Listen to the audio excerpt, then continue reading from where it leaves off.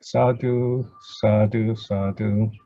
Namo tassa bhagavato arahato samma sambuddhassa. Namo tassa bhagavato arahato samma sambuddhassa. Namo tassa bhagavato arahato samma sambuddhassa. Buddhang saranang gacchami, dhammang saranang gacchami, sanghang saranang gacchami. Dutiyampi buddhang saranang gacchami, dutiyampi dhammang saranang gacchami, dutiyampi sanghang saranang gacchami, tatiyampi buddhang saranang gacchami, tatiyampi dhammang saranang gacchami, tatiyampi sanghang saranang gacchami. Panatipata veramani sikkhapadang samadhiyami. Adinadana veramani sikkhapadang samadhiyami. Kamesu miccachara veramani sikkhapadang samadhiyami. Musawada veramani sikkhapadang samadhiyami. Surameraya majjapama dattanang veramani sikkhapadang samadhiyami. Sadhu, sadhu, sadhu. Let's prepare ourselves for a short meditation in loving kindness. Vesak is coming, so let us cultivate loving kindness to ourselves, then share it with others. Begin with ourselves to clear our minds of all thoughts and to cultivate feeling of loving kindness, boundless love. Of course, we can use some thoughts at first with words like, may I be well, may I be well. Say it slowly, clearly a couple of times. And then silently feel it, smile. Smiling helps to focus, make the loving kindness even more real.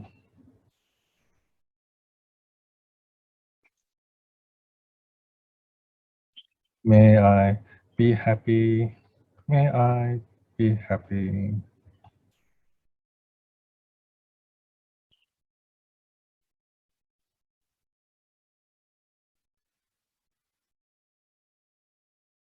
May I be at peace with myself.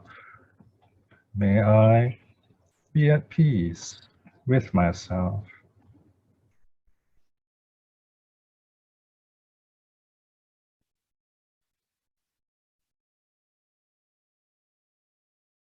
I accept myself just as I am. I accept myself just as I am.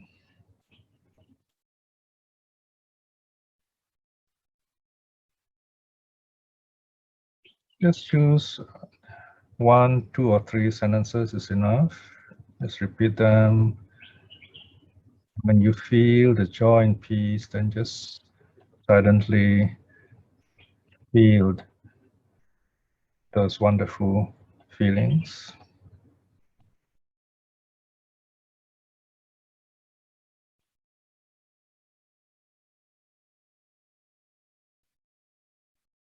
If you have difficulties, you can define or rather redefine those difficulties and put them into metta words. For example, may I be free from anger. May I be free from anger. Say it 2, 3 times, then smile.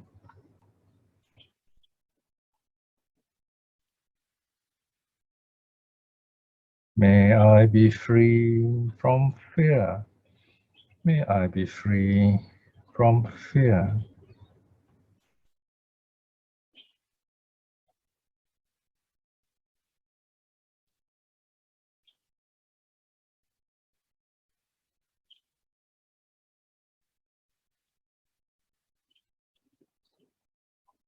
Use those words as long as you don't feel the peace and joy. Those words have to help you generate, cultivate peace and joy of loving kindness. You feel the joy and peace, just smile at it.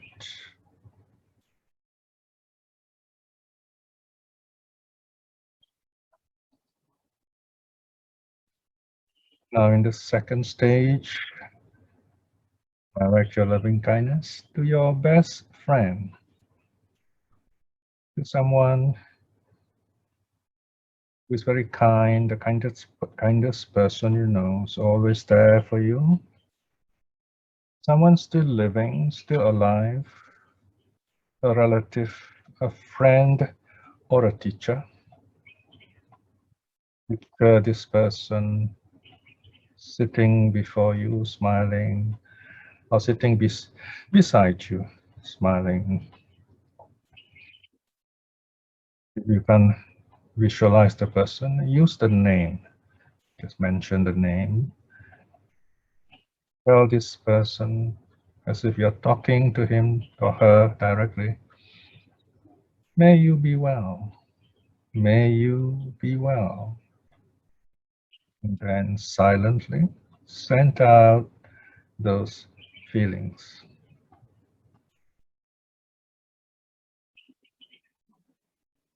Smile. May you be happy. May you be at peace with yourself. I accept you just as you are, and so on. Just one or two sentences be enough. Send out the feelings.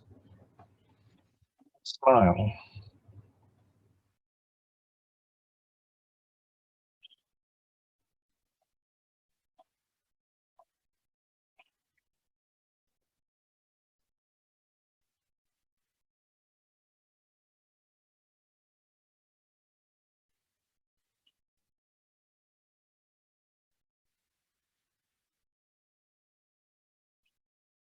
Now visualize a beautiful white lotus flower in the center of your heart.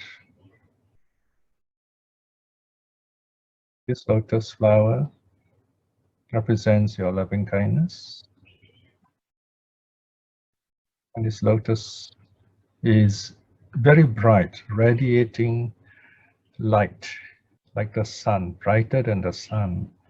This light is your loving kindness, brightening up your body and mind, and shining outwards, emanating outwards, brightening your whole room and everyone, all beings in it, including your best friend, the most wonderful person.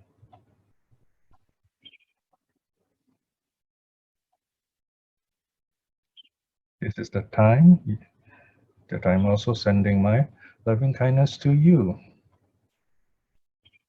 Wherever you are, you can hear me. So I'm going to say those, I'm going to send out loving kindness to you, and you do the same to everyone else. May you be well.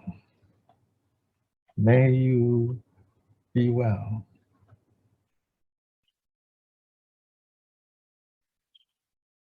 You have been such a wonderful friend, steady in the Dhamma.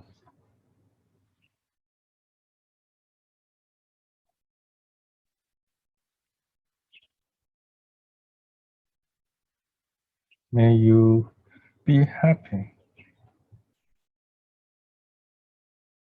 May you be happy.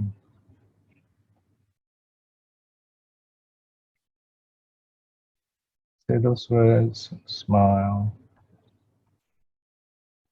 May you be at peace with yourself.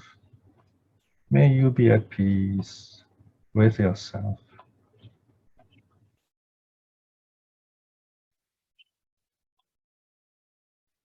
I accept you just as you are. I accept you just as you are.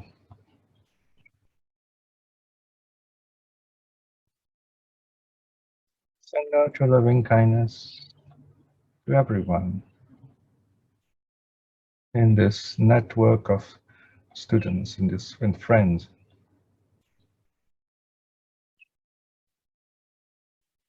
This is a beautiful moment as your loving kindness is spreading out in real time all over the world.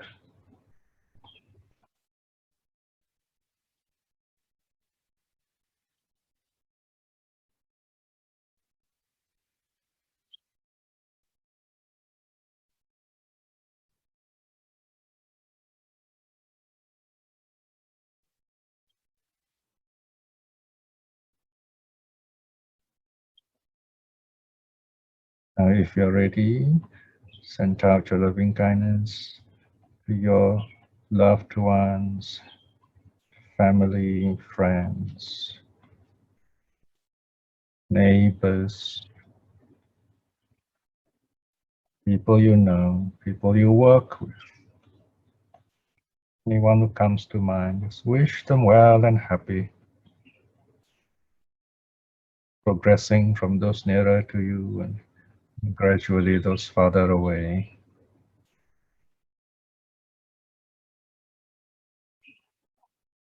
Just let them come to mind naturally.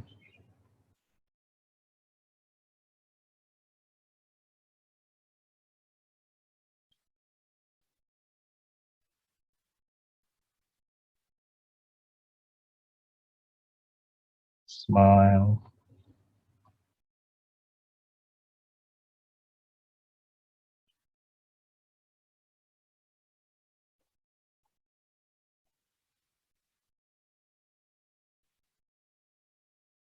Now send your loving kindness to your friends, people you know, anywhere in the world.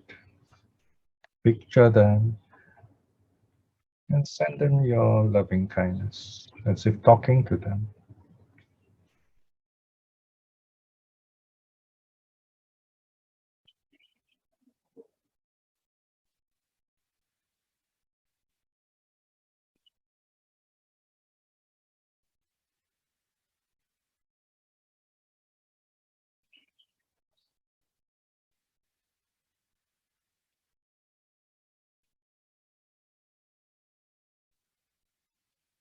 And now we come to the most important stage called breaking the barriers. Breaking the barriers. In other words, we send out our loving kindness boundlessly, without any limits, throughout the universe, the totality of our consciousness, our mind, our heart, beginning with the front directions. All the beings in the front directions be well and happy. Send out your bright light of loving kindness frontwards. Brighten the quarter right to the end of the universe. Smile.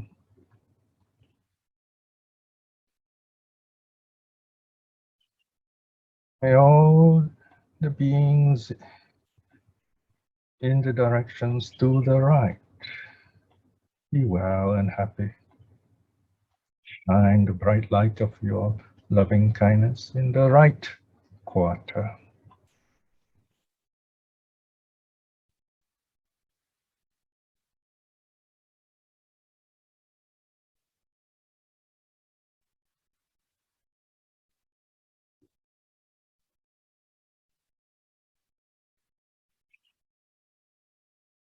May all the beings in the directions at the back be well and happy. Brighten up the back quarter with the radiance of loving kindness.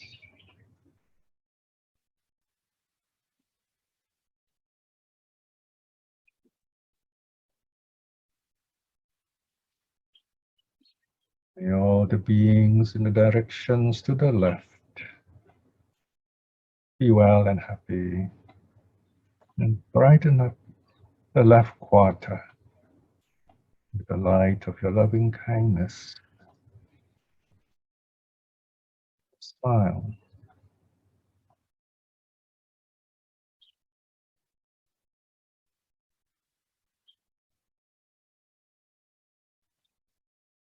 May all the beings in the directions below be well and happy. Brighten the quarter below with your loving kindness.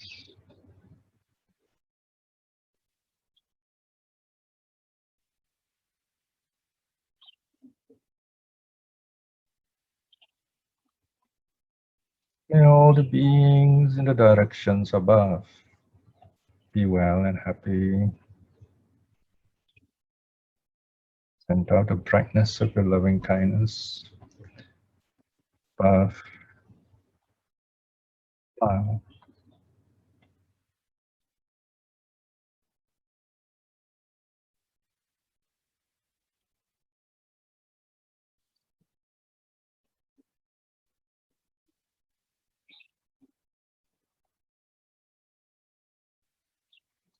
Now we review our practice. Remember the peaceful moments, joyful moments, the good feelings. Remember them. Note them. They will help you in your future meditations. So whenever you need inner peace,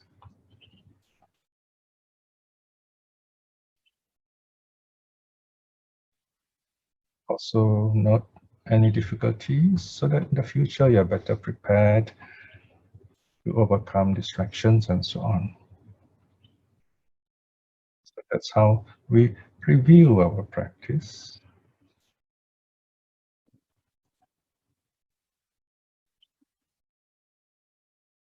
This reviewing means you actually come out of your meditation. You're sitting quietly, reviewing, making notes if you like. Now, before we end, we do what's called just sitting for a couple of minutes. We begin our meditation slowly, gently. We end it also slowly, gently. This is just to help you remember the steps. When you practice on your own, you can sit as long or as short as you like. Sit as long as you can, sit as short as you like.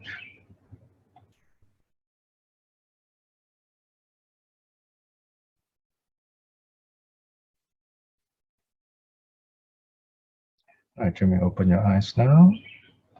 Sadhu, sadhu, sadhu.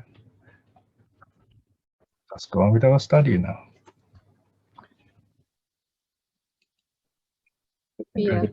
Lecture notes ready? Yes? Yes. You start sharing your screen, please. Okay, share screen. Oops, where's that? Share screen. Share. Okay, now you all can see the screen now, right?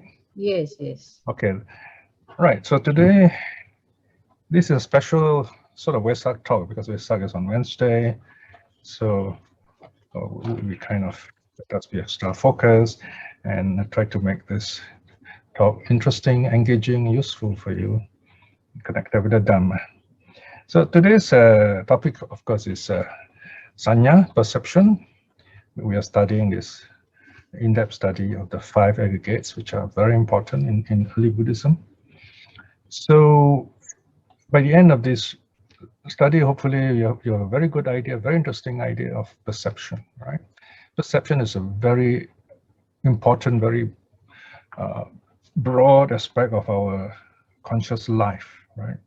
You see, the 5 aggregates, form, feeling, perception, formation, consciousness, they are not things. They are moments in our life, and they are moving so fast, interacting, that you don't really see each other separately. Only in theory, when you want to study, we separate them into 5 aggregates so that they're easy to understand.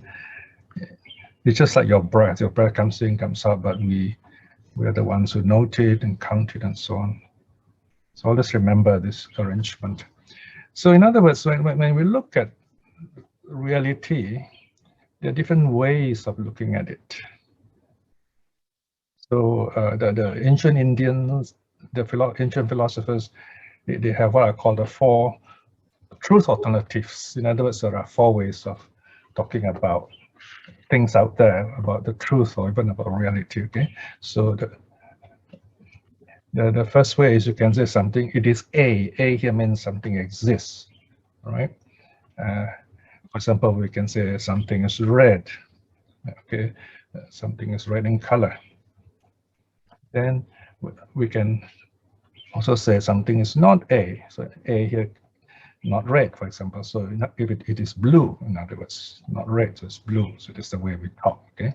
Now, in Greek philosophy, they only have these two. Aristotelian logic is either A or not A, right? So Aristotle says that something is either true or false. You can't have any other ideas. And from this, you have the binary system. From this, you get mathematics and so on. And the computers also, by the way. I once had a friend, I talked to this professor of maths in US. I told him, I said, you know, this Indian philosophy, you have got four alternatives, you know. So I said, wow, you have four, the whole of modern science and maths will collapse. So Western science and cybernetics and so on, they're based on this binary system. But then those are logical systems, whereas these are truth systems, so they're quite different areas. So anyway, so something exists, or something is, or something is not. Or you can say it is both, that it is both red and blue, right? I mean, there is such a thing, for example, on a flag, the Malaysian flag, the US flag, the Singapore flag, of course, is red and white. So you can have two colors on one thing, so to speak. Now we come to the fourth one, the fourth truth alternative is it is neither. Neither here means it is neither red nor blue, for example. We're talking about something green, as a green grass. So these are basic ideas we need to know first before we talk about lots of other things. No? So these are the four truth alternatives by way of introduction on how we know things. For example, we say it is cold, right? Or it is not hot. And or when we don't feel well, we say, I'm feeling hot and cold. Right? And when you're healthy, you say, oh, okay, I don't feel either way. I feel good. Okay, so now we construct realities, in other words. Perception teaches us to recognize things. So how do you recognize things? Because we have learned things before, right? So I'm going to show you something familiar. So you have to decide what is it that you see. It's very famous. Here you are. All right. What is it? Now, if you look, many of you have seen this before, right? Now, if you look at the right side, you see a rabbit, right? If you look on the left side, you look at it looks like a beak, okay? So it's a duck or a bird, okay? So if you look on the right side, the beak becomes ears, right? So there you are, you know, it's how you perceive this image. Of course, the eye kind of is the same, shares between the two images. So this is of course called a Gestalt image. It shows that our mind sees this, right? And the mind has to decide what is it. The mind recognizes this from past experience. My cat looks at this, it's no difference to the cat because the cat doesn't have the idea. So is it a duck? Is it a rabbit? It's up to you. It depends on how you look. So things are like that. They're not always black or white, so to speak. Now we have something even more interesting. Look at this elephant. Yes, look carefully. Now, what do you notice? How many legs has the elephant? If you count, you'll be surprised. Wow, it's got more than 4 legs, depending how you look at it. Again, perception. Okay, so this is again to remind us to look very carefully. What we see, what we want to see, what we make of it, a lot depends on us, and we may disagree with others on this too. Right? So this is the elephant: 4 legs, 5 legs, 6 legs. Now, let's look at something else.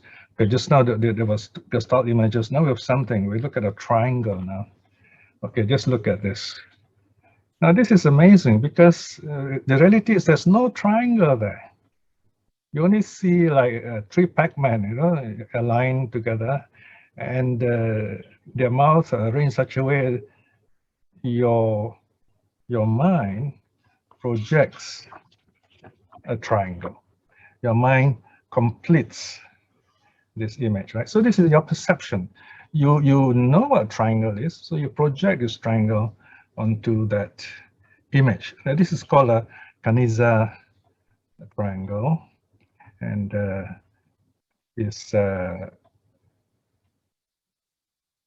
invisible triangle, if you like. Technically, it's called an intentional qualia. Now, this is a big word. Intentional qualia. In other words, this is what you project intentionally from your mind. You create this conscious moment. Qualia is a kind of like a conscious moment in your mind, and technically they say it's an amodal completion. In other words, you complete it. Amodal completion. You complete the picture in your mind. So it is in your mind. It's not out there. Okay, it's very important to understand. All right.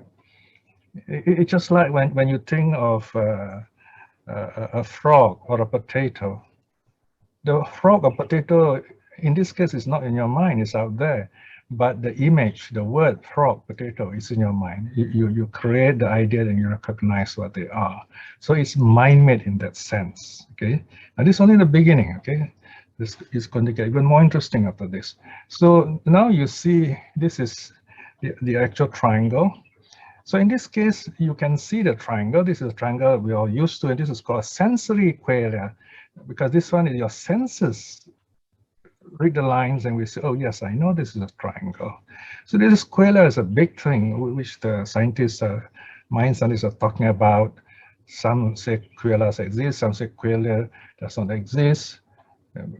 What qualia actually means is in early Buddhism, we call it Dhamma. Okay, well, I'll come to this in a moment, all right? So in diagram A, your mind creates this, so it's intentional. In B, your senses notices this. So you have two ways of looking at things. Through your senses, which is what B, you get B, images like B, or through your mind, you get images like A. So in perception, you got to be basically at least understand this, know this, and I don't think this is difficult to understand, right? So the thing here is that our mind has this habit of completing. We love to complete puzzles, right? So the mind is a complete pictures. Anything we see as missing, we will complete it.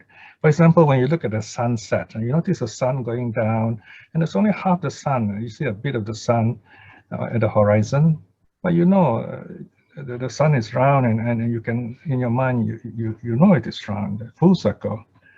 Another example is a cat walks behind a picket fence. Then you can see bits of the cat, but the cat's walking. But you in your mind, you know it's a cat. You see the whole cat. So this is another example how our mind tend to complete things. But there's a problem here. Sometimes we over-complete things. For example, we meet someone does something, and we say, oh no, he's going to do it. We jump into a conclusion. We complete the action before he does it, but he's going to do something else. Or he says something and I say, oh no, this is what he means, but in reality he's saying something else. So this perception, we have to be very careful not to simply complete something and then we get it wrong, basically. So you got to be mindful, basically. So this is the lesson here. Right, so there you are. You can see there's a bit of technical points. You have the illusory triangle. Don't worry about the words, they're all there in your notes. Okay, so those are the words I've been using, qualia and so on, amodal completion. And the other is the real triangle. Okay, real because it's real to you. And this is called sensory qualia. So all these words are in your notes, so don't worry about them too much. Okay, so now we've been talking about perception. In Pali, sanya. Sanya is perception. And then you have vijnana. Vijnana is the last, the fifth of the aggregates. So what's the difference?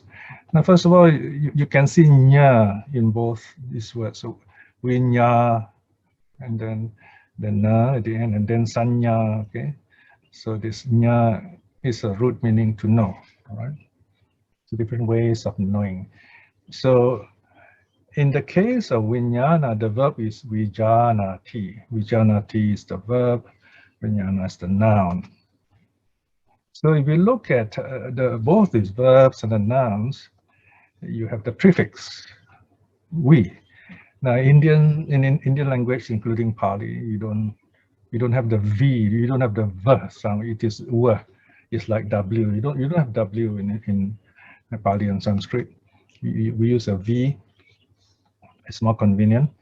And you notice we say double w, like double u. In other words, two u's put together, you get the w sound. Here is a v, but it is pronounced like w, right? So, but in German, it pronounces like an f, okay? So it's a bit different.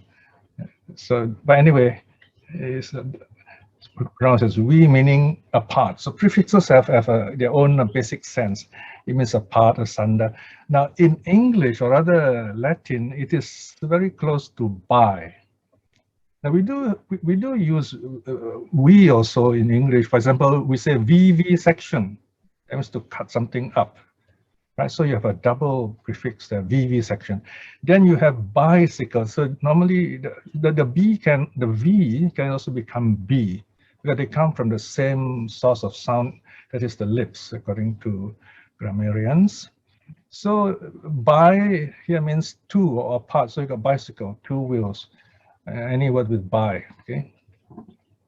All right, so that's the first part, the prefix. And then you have the root, right? The root for both these words, vijanati, to be conscious, to know, vijanati, to know, to be conscious of, and vijnana, consciousness. The root is janya. Now this janya is actually Sanskrit, because Sanskrit is an older language. It's got all this grammar and roots. Janya is to know. So you have in Sanskrit is vijnana, okay, and then wisdom is prajna. So all this janya is there. And then sanjanya, okay, in Sanskrit, which in Pali is easier to pronounce, becomes sanya, right? So janya is to know. By the way, this janya is the same root as you find in English word, there's a word called gnosis, G-N-O-S-I-S. You must have wondered, why is the G there and it is silent, G-N-O-S-I-S, but you pronounce as gnosis. It's because this comes from the Sanskrit. Gnosis means knowledge, no? And there's another word called pneumatic. You remember pneumatic tires? That means the air is put in the tires, but the P is silent. When I was a kid, I wonder why in English you have this silent P, silent G. Then later when I learned Pali and Sanskrit, I realized, wow, that's where it comes from. Because pneumatic, pneuma, you got another word, pneumonia, for example, it's got to do with the lungs, with air. So this pneuma, P-N-E-U, comes from prana. Pali is pana. You know, anapanasati, right? So there you are. Pana is either in breath or out breath. So prana in Sanskrit means breath. So there you are, air, breath, and then in Greek it becomes pneuma, P-N-E-U-M-A. So all these words are connected. So it's very interesting to learn Pali and Sanskrit, all right? If you don't know what I'm talking about, you can replay this recording and listen again, all right? Okay, so there you are. We have this prefix we plus the root janya. The verb you get vijanati. So we plus janati. Janati itself also means to know. He knows, okay? Janami, I know. Janahi, he knows, okay? Sorry, janati, janami is I know. Okay, janati, he knows, okay? Or cognizes also can, all right? Cognizes, understands.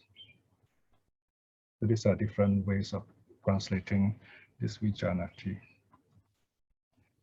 Then in the case of Vijnana, you add a na at the end to make it an abstract noun, and you get Vijnana, consciousness. So consciousness cognizes. So we use the word cognition sometimes, right? But this word cognition is very troublesome because it's used in modern psychology, but in Buddhism, cognition applies to a lot of functions of the mind. So we have to be very careful how we use it. It's too general anyway. So there you are. You have, in the case of sanya, the verb is sanjanati. So let's look at the prefix. San, S-A-N, the N with the nya, the wiggly sign, that's called a tilde. S-A-N with the tilde, the prefix. Originally, it is sang, S-A-M, with a nasal M. The dot makes it, tells us this is a nasal. That means the sound comes from the nose, sang. It means together, where it is the same as Latin com or con, okay, together. And then the root word is janya again, same, right? So sang plus janya, in fact, that's the Sanskrit word, sang janya, spelled exactly as you see it. But in Pali, we get sanjanati, he perceives. And then sanya, perception. Perception recognizes. And you see this very interesting connection. Vijnana or consciousness cognizes or knows. Sanya or perception recognizes. It recognizes. So now we know why the re is there. Again, re means again. Because we already know something. Like now, you see, you already heard all these things I've explained. Then the next time you hear someone talking, you recognize and say, yeah, I heard this before. So that's perception. Okay. So there you are. We have a better understanding how our mind works now, a little further, right? Okay, so let's look at the sutta definition of sanya. Here you can see that the source, this is in the big book, your 17.4, section 715. In your free time, you can read this. Now, this is a little deep. We were going to the suttas, all right? So this is from the Madhupindika Sutta. It's got a very nice translation. It's got a honey ball sutta, M18. So here, the monk is talking, says, Avuso, dependent on I and the I and forms, I consciousness arises. The meeting of the three is contact. Okay, instead of I, you can put ear and sounds, nose and smells, and so on. Okay, so you have the I, which is the faculty. We try not to use the word organ here, although it's not wrong, but we say I faculty, the conscious I. Okay? And then forms out there are forms. If it's dark, you can see anything, right? So I, and then there are forms out there. And when the two meet, the I directed to the form, there is I consciousness. I consciousness arises. And this tree, remember the last lesson, right? We talked a bit about this, right? And the meeting of the three is called contact. Now, contact is a Pali word, phassa. It simply means sensing, if you like, the sense impression. There is this awareness, sense contact, as we call it. So with contact as condition, depending on contact, there is feeling. So what we see, we feel. So this, of course, jumping ahead a bit.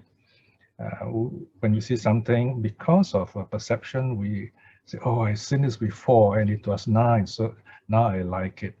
Or you remember something bad happened before with this object or this person, then you say, oh, I don't like it. So you are biased because of your past experiences. If you don't have any past experience, then you just don't care about it, and you become bored or you ignore it. Okay, so this is the feeling part. And what one feels, one perceives, right?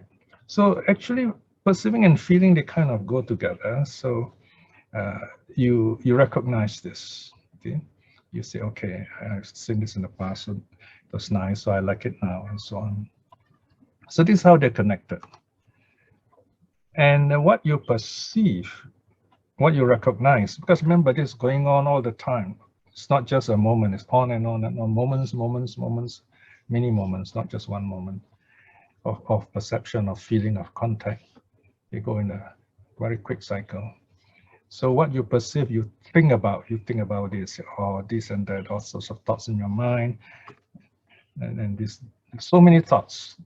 When what one thinks about, one mentally proliferates. And there are Pali words for each of these. For example, mentally proliferates. Papancheti. Papancheti, right? We keep thinking and thinking and thinking about it. So that sometimes it's not good, but then you become depressed, you become troubled, right? So basically, this is how our perception process arises, our conscious process. So you can also call this cognitive process, realize. So this, you can see the problem here, but we normally speak of this as the perceptual process. So this is from the Madhupindika Sutta. So there you are, we're talking about the perceptual process. This is a bit of revision. You remember previous lessons. We start with the sense faculties. Eye, ear, nose, tongue, body, that is physical senses, and the mind, the sixth sense. We can start with any of those. Okay, let's say it's the eye, as we have done before. The ayatana, sense faculty. Then you see something. So notice, in number one, there is its own internal cycle. So in number one, box one, the internal cycle will be the four elements, the senses, functioning within itself.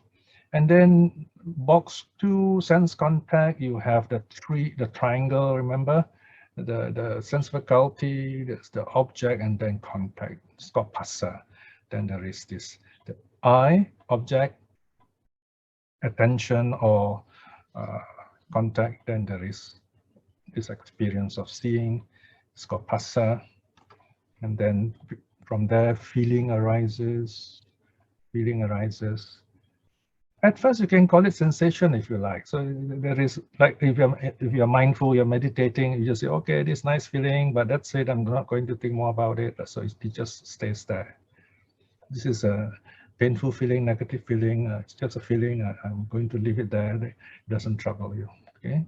This is neither, so it's neutral, it's impermanent. So I'm living it like that, so it doesn't trouble you. So this is feeling. Okay. But you can keep on recognizing it, then it becomes perception. You start recalling the past and say, oh, it was like this, it was like that. Then you start adding ideas to it.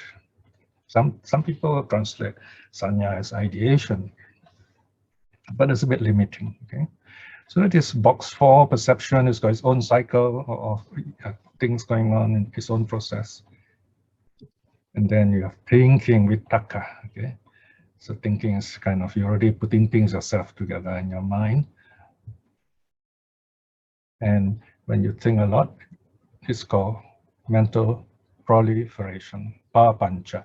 You notice pancha already means five. So papancha is something like, you know, the five senses, you make five or five, multiplying it, think more and more of it, and then you start all over again. It goes one big cycle, round and round we go. So this is the perceptual process, simplified by the way, because each box has its own cycle.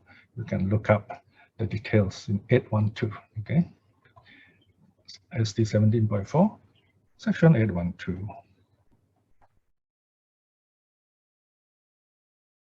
Okay, now let us go a little deeper in terms of name and form, nama rupa. We're going to examine perception a little bit more closely. We can see, or we can try to examine, try to understand perception as naming things. You notice when we meet someone, we always want to know a person's name. If the person doesn't give his name, is up to something, right? For example, if you have your own Telegram or WhatsApp even, you find people, they join the group and then they got some funny name like VVVV, you know, or some strange names you can recognize. It's not really a name and there's no photo of them. You know they're up to something. And next thing is they're posting some things which we don't need. Some advertisement, right? So we want names. So names help us to recognize people. So you see the perception idea there, right? So this one is in 17.4, section 2.1. So let's look a little more on naming. Okay, look at this. Now, if you look at this, of course, well, what do you read here? Let's have a bit of interaction here. Now, you can type out your box. Yeah, and right now we'll notice, and now tell me how many people. Well, of course, you know, right? Or what it is. You look at it, it is the cat, right? Isn't it?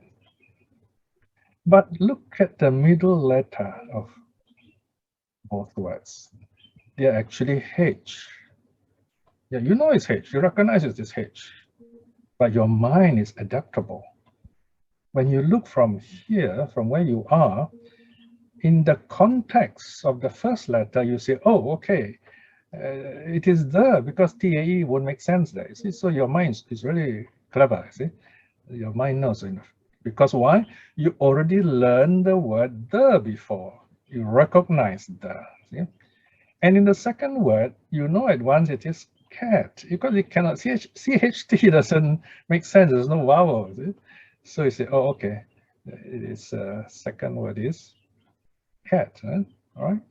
Of course, if you read this as Malay, you will probably get CAT means is chat, you know, chat means pain, right? So, and in German, THE is T is T, see? So we're using English today, so it's the cat, all right? So here again, you see, this is how your mind complete things, perception complete things. Okay, now I'm not paid to introduce this shop to you. This is to show you how language can really, you know, create, I mean, language communicates, but create barriers to us. Here, if you look at this shop, you know, this shop is in Singapore. It sells a special kind of noodles in the Toa Payoh. It's called a Piang Piang Mian. Okay, so you can see the words there. Now, what I want you to notice is this Piang Piang Mian. Okay, this word. Okay, now this is to show you how, in terms of perception, you know, the Chinese language can be very tricky. All right, so I want you to make a note of the word Piang. Okay, here you are. Now you just look at the word, how complicated it is, and this is how it is written. The sequence of strokes. Usually in Chinese characters, you start from the radical left to right and then top down. But here, you don't follow the rules. You go top down first. So you can see, and I read somewhere that there are 62 strokes here. So on the most complicated Chinese characters. There's a story, there's interesting anecdote about this. Usual story about poor scholars. Scholars are always poor in China, it seems. So this poor scholar was traveling in the hot day. And then he becomes hungry, and he comes to this. He hears these people in this shop, piang piang piang, making noodles, and I say, "Oh, that's wonderful. Maybe I can eat some food here." But he has no money, so anyway, he said, "Let me eat first and think about that later." So he ordered some noodles. And then he finished eating, then the owner comes and says, you know, boss, I got no money to pay you, but I want to teach you something. He said, do you know what kind of noodles you are making? And then the boss says, of course, yeah, of course I know. It's called the Piang noodles, okay? I said, do you know how to write it? The scholars didn't know how to write it. And then the cook, the chef says, no, I don't know. Okay, I'll teach you how to write it.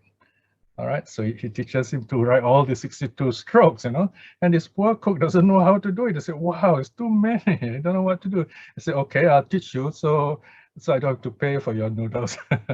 So I don't have to write this complicated letter. But imagine how to recognize this kind of character. You see, so imagine if you are learning Chinese, you think differently from the way you learn English, like the cat just now. See, you look at CAT, it's cat, but here, just a piang noodles, you know, and this flat kind of noodles which you can get from Toa Payoh. This is the spelling.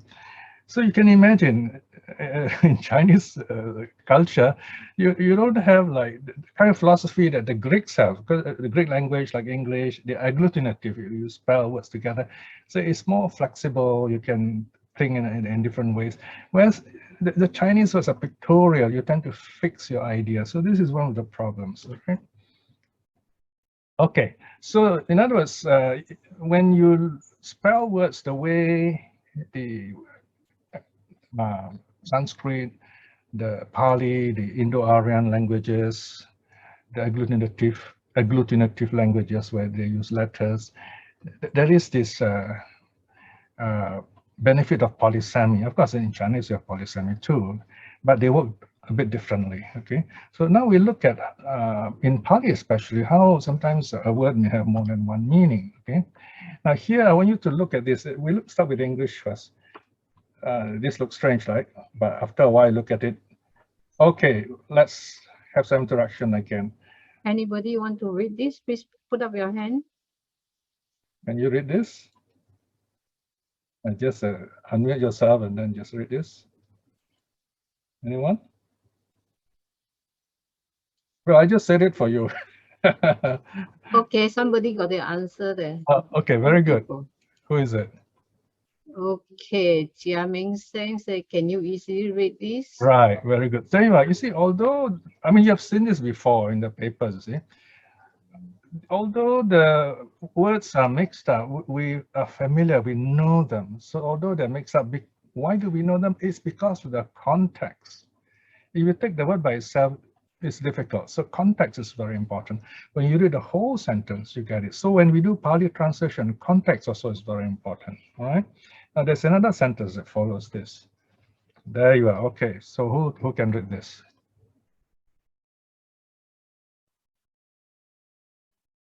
Or you can type it out if you like. Easy, right? Okay, most people do because of most people can. Most people can. Here state via do because of the adaptable power of the human mind. You're very good. Very good. Okay. Yes, there you are. You can easily recognize because of the context. Okay, so there you are. Our mind fills in the rest. Okay, and this is a very important principle when you translate Pali. Scholars tend to try to follow the word exactly, and they come up with strange translations. You look at the early translation 100 years ago, very strange, some of them. Whereas if you are a practitioner, you find, and you know English well, you love literature, you can translate beautifully. Okay. On the other extreme, you can be too free. Then again, you don't bring out what the Buddha is trying to teach. So you got to get the middle way, in other words. Okay, so now when we look at words, how do we recognize it? There are 5 levels of perceiving, recognizing words. So this is very interesting. Let's look at the 5. Let's look at the aggregates, okay? Now, the 5 aggregates in Pali is Panchakanda. Okay, this is where I've not broken up the compound. It's a compound. There are actually at least 2 parts, Panchakanda, and that is on the word level. Word level, okay. So you look at the dictionary, this is the word, this is called a stem. And this is how it is indexed in the dictionary by the word or stem.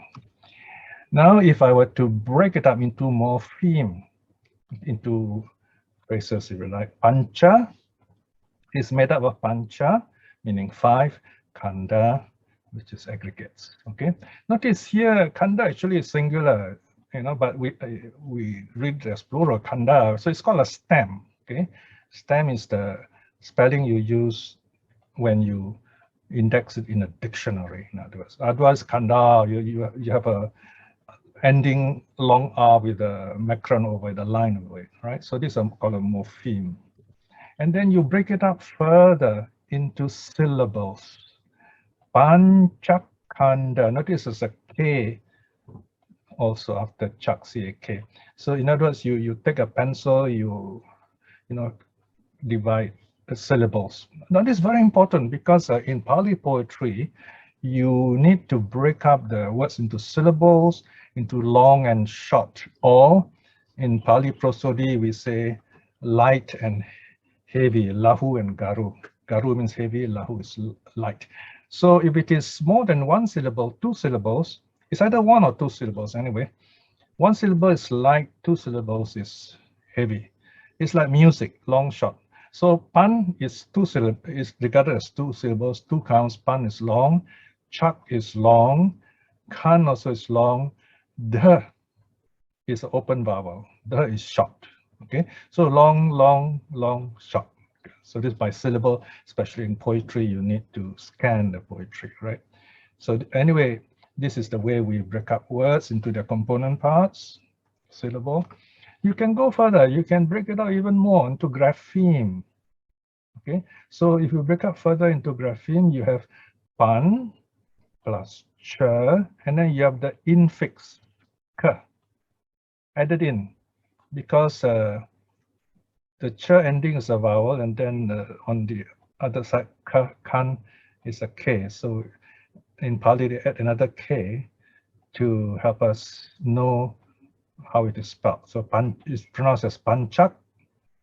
It's a glottal stop. No? That means you hold your breath there, panchak, and then kanda. Now in Malay, you have glottal stop, but not in English. Okay, the glottis blocks the air. Panchak, you see the air is blocked. Kanda. Okay, so you have 1, 2, 3, 4, 5 graphemes. No? And then finally, you have the letters. Now, it is very interesting. These are Pali letters, they're not English letters, okay? So the first letter of Panchakanda is Pa in Pali. We don't say P, we say Pa. So the inherent vowel is the vowel A. We say A, we don't say A. A is a name. We go by the sound, Pa. Now, if you are a Thai, you say Pa, Pa, you know, because the inherent vowel in Thai is O. So this is the interesting thing.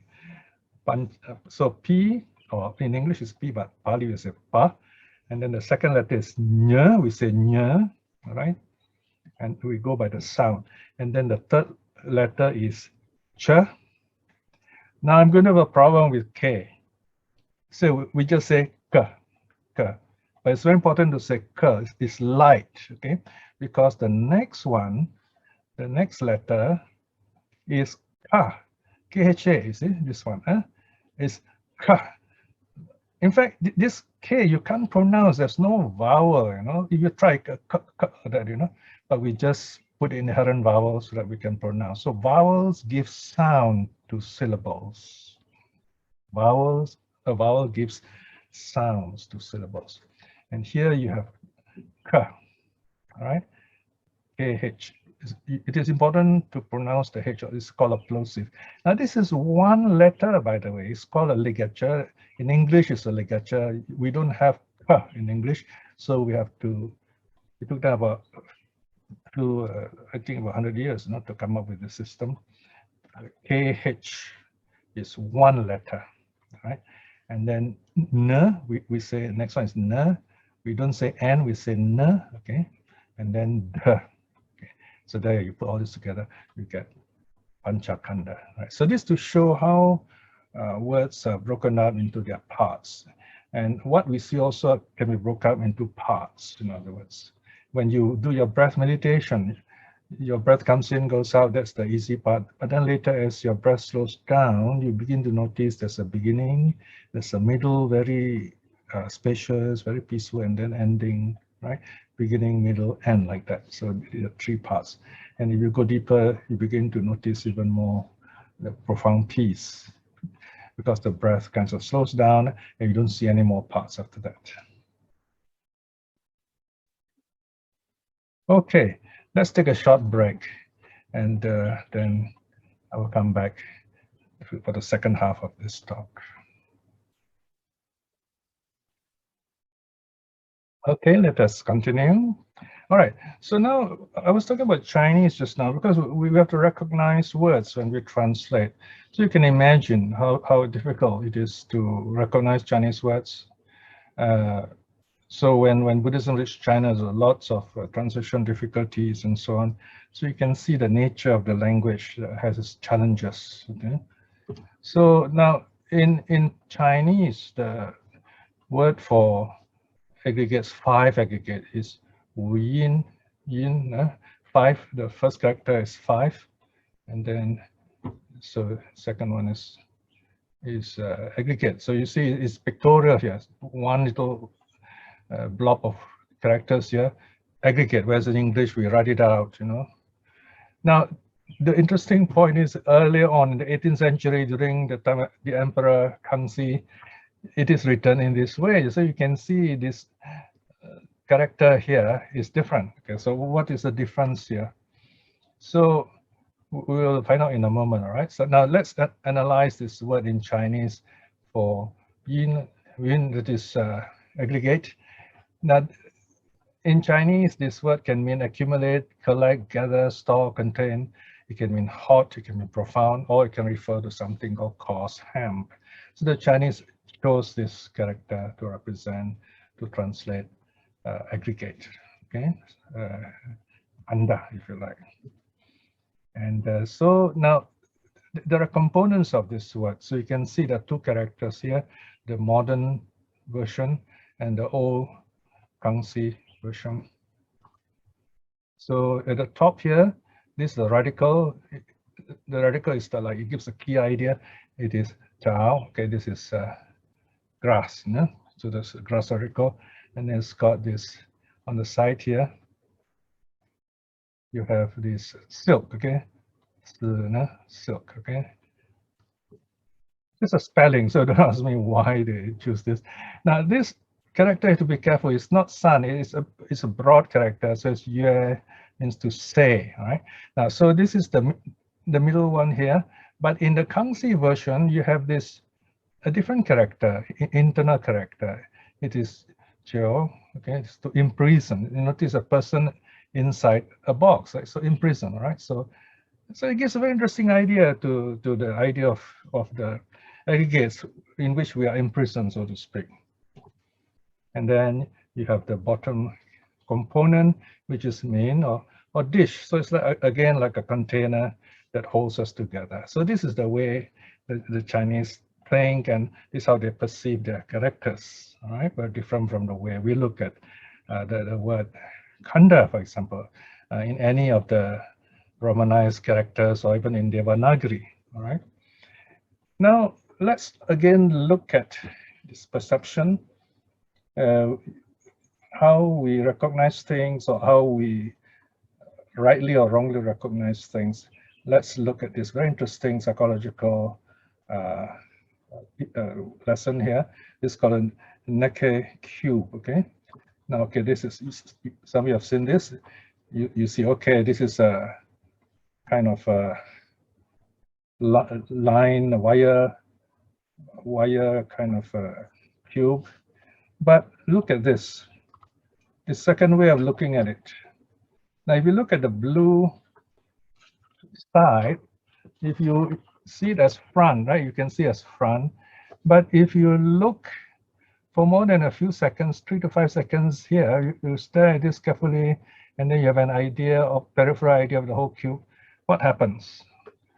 You notice something happens, right? I'm not going to tell you first, you just watch, all right? You look at this, and then for a few seconds. Now there's a third cube. Now here, of course, you see the cube, the blue side is as if it's like at the end, or then again, it could be in front.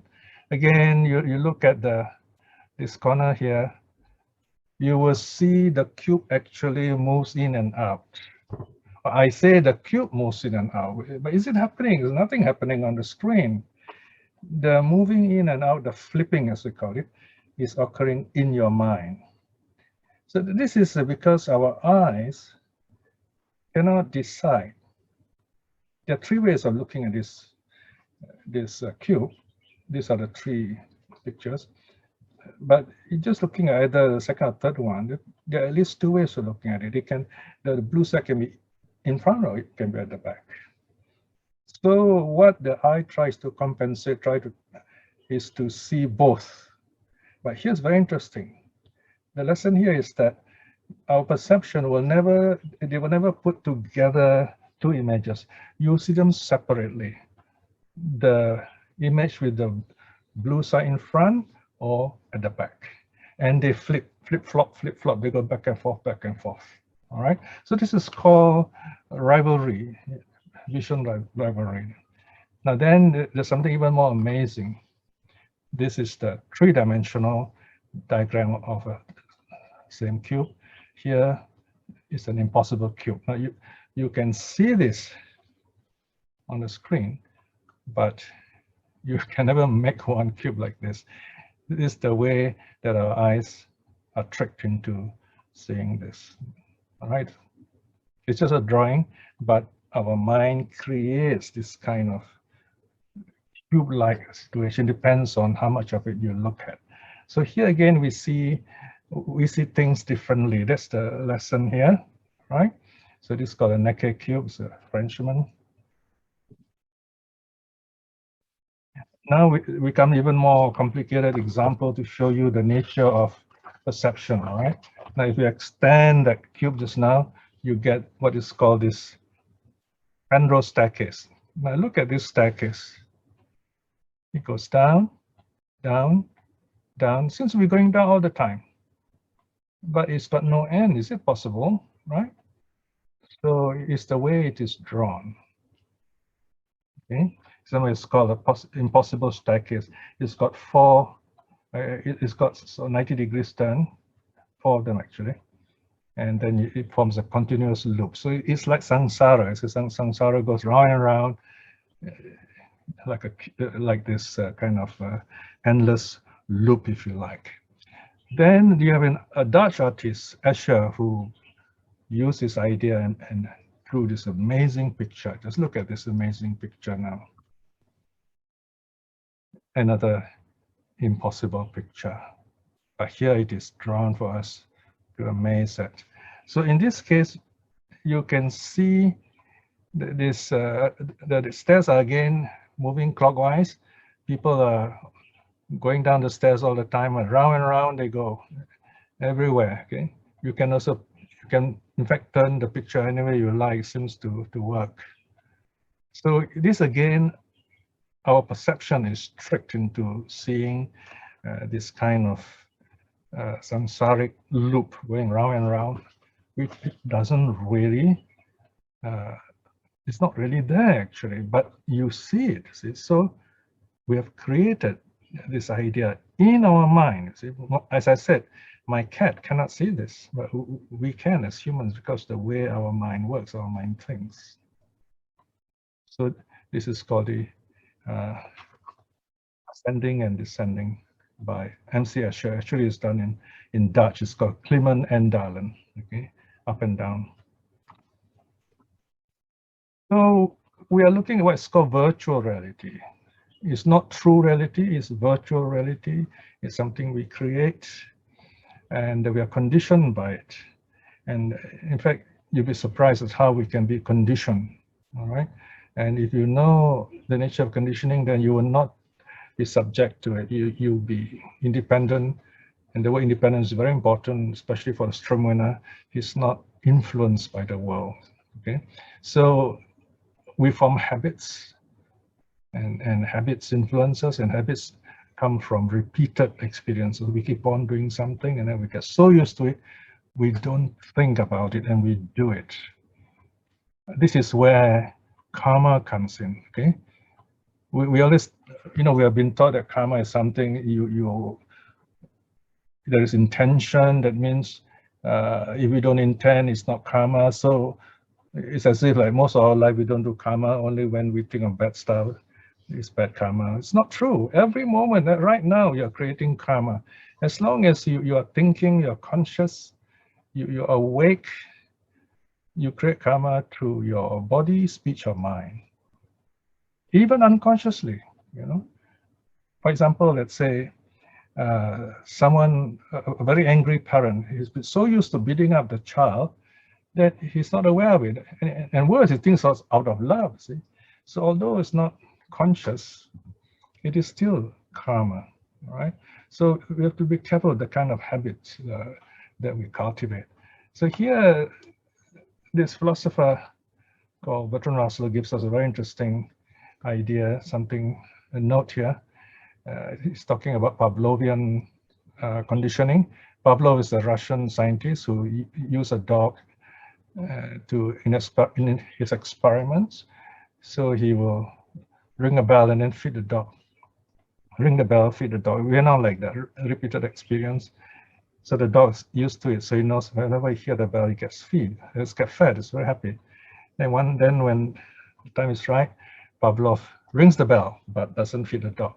The dog salivates. So the dog has the idea of food already. So that's called conditioning. This is the basis of a very nasty form of psychology called behaviorism. How politicians can control people by using behaviorism, which is not popular. So here, this is what Russell tells us. He says, a bright light makes the pupils of the eyes contract, right? So it's in the bright sunlight, our pupil contracts so that we don't have to shield our eyes or wear sunglasses, right? So a bright light makes the pupils of the eyes contract. And if you repeatedly flash a light in a man's eye or in your own eyes, and beat a gong at the same time, okay? So flash a light and then gong. The gong alone will, in the end, cause the pupils to contract. So this can happen to us also. You shine a light in the eye, the pupils contract, gong, and you go on doing that for a while. Then next time you just gong, you find the eyes are contract. So it happens in the mind. So this is a warning. In religion, we tend to repeat things, we tend to keep on doing something, or the teacher keeps on telling us something. We are told again and again, transfer merit, transfer merit, transfer merit. And we actually think that merit is like a thing which is transferred, but there's no such thing. But we're so used to it, and we think it's so, but it's the wrong view. Merit is action, is what we do. Loving kindness. You show loving kindness, then you send those thoughts to the deceased. You can't transfer merits because merits, karma is not a thing. You cannot transfer karma. So this is why be careful what we repeat.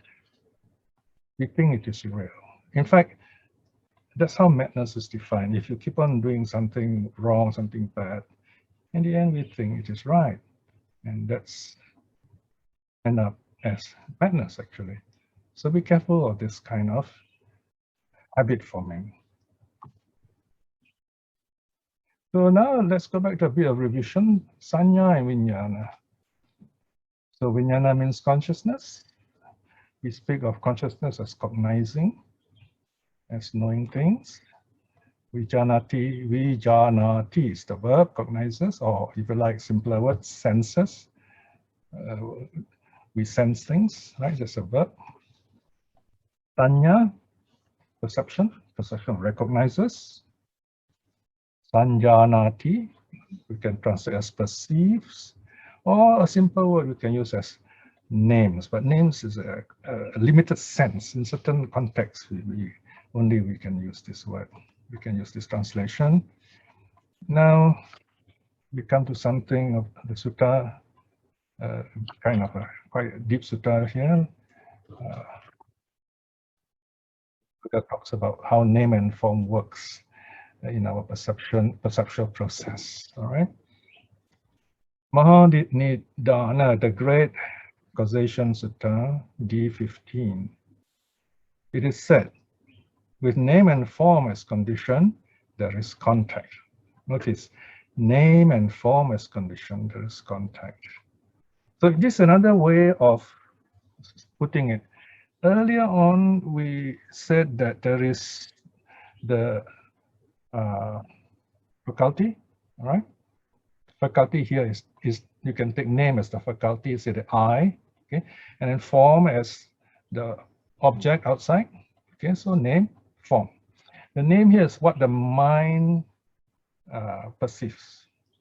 Form is what's out there. That's one way of putting it. I say one way because Later on, you'll see actually it's more complicated than that. So name and form comes together, there is contact. We already know this before, right? So we build on that understanding. Ananda, how name and form conditions contact should be known in this manner. So now the Buddha is going to show a little bit more, it's going to go deeper to show how name and form works on each other.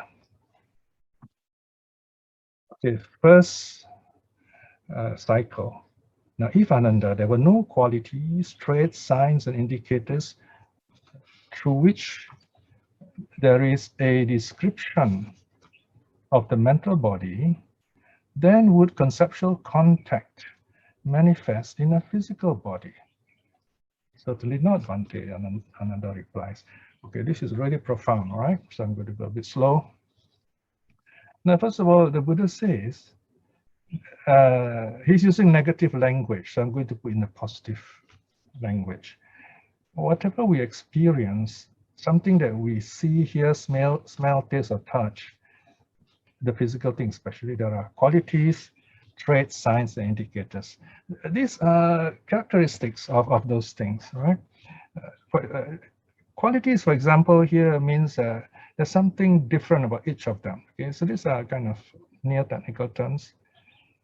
Then traits is there's something hidden about them which we want to know, which are not clear yet. You've got to carefully look at them. And the signs are what makes us recognize them, okay? Causes of perceiving. And the indicators is how we point them out, how we talk about them, if you like, all right? So these are rather almost Abhidharma-like kind of terms. So you just can say that they're special characteristics, if you like. And all this together gives us a meaning of what we are looking at. So here the Buddha says, whether something is mental or physical, you have these qualities, traits, signs, and indicators, through which there is a description of a mental body. So in other words, something mental has got all these qualities. Then you have this conceptual contact. Think of conceptual contact simply as conception, if you like, something conceived, an idea you create in your mind, okay? So you mentally experience something, your mind sees a physical object. In other words, in this number one, there is this concept arising in your mind. You look at the qualities, traits, signs, and indicators, okay?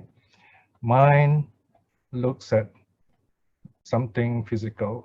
Mind looks at body, there is sense contact, there is sensation, rupa, form arises, okay? The idea of form arises, that's the meaning here. Mind sees something physical.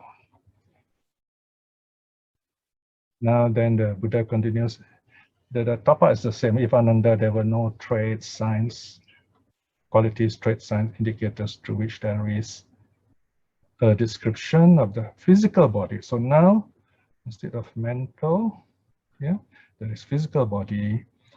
Then would sense contact manifest in the mental body? Certainly not. So here, instead of conceptual, you have sense contact, physical body, mental body. So in this number two, basically, it's the mind experiencing, it's the other way around, okay? In the first one, it's mind, so it's mind, body, okay? It's sense contact. The mind sees something through the five senses in the mind, all right? So there is nama, there is rupa. Nama is in the mind, rupa is out there. So it works either, later on I'll show you a simpler diagram to simplify this. Mind sees an idea in the mind, conceptual contact, or simply conception. Mind sees idea outside, physical object, there is sense contact, sensing. Then in this part 3, the Buddha talks about both are important. They both work together, okay? Both conception and sensing must be there. They help each other, they work together, all right? So that's how name and form, number 4 here, name and form works together for contact to arise. So this is a simplification of this, okay? Therefore, Ananda, this is the cause, the source, the origin, the condition for contact, that is to say name and form. So the Buddha is explaining how name and form, mind and object of sight work together through the senses so that we experience things. It's a little complicated here because we're talking about the mind, right? So this is where in the time to come where your understanding of the Dhamma becomes deeper and clearer, then you read this again and say, oh, now it's clearer, I better understand. So I'm giving this passage to you now so that in time, you look at it, you have a better understanding what it's talking about. Now we come to Dhamma as qualia. That is something a bit kind of modern, but it explains what I previously said. Qualia is a kind of modern term the psychologists are trying to use to understand the nature of the mind. Qualia actually is plural. The singular is a quail, Q-U-L-E. As I said, the mind scientists themselves have not agreed on what really is a qualia. Basically, is the unit of thought, if you like, something like that. But we already have this idea in early Buddhism. It's called Dhamma. Now remember, Dhamma is one of the words, the most polysemic. It's got many meanings, hundreds of meanings even. One German scholar put together like 32 usages of Dhamma, okay? So here we can see Dhamma as, if you like, mind object, if you like, a unit of thought, if you like, okay? So Dhamma or Dharma in Sanskrit as qualia. Qualia, in philosophy and certain models of psychology, you have this qualia, qualia or qualia, pronounced 2 ways, and the singular is quail. The one meaning is individual instances of the experiential, qualitative, and felt properties of subjective consciousness. It's quite a mouthful. Né? In simple words, it means something that you experience for yourself, whether you like it or don't like it, and then the feeling that comes from it, right? Thought and feeling and experience. So in early Buddhism, we call this Dhamma, mind object, or technically Dhamma Yatana. Okay, this is, for example, the eye, the object is form, ear object is sound, nose object is smell. The mind, the object is Dhamma Yatana, mind object. In other words, it can be a thought, an idea, it can be a feeling. But technically, in early Buddhism, feeling would be on the body level, but you can, of course, still see it as arising in the mind. Okay, so this, according to early Buddhism, Dhamma is defined as a mind object. And you see that there's a colon there. That means we are defining it, we're describing it, okay? Against this colon here. It is either past, present, or future. It is physical or mental. It is conditioned or unconditioned.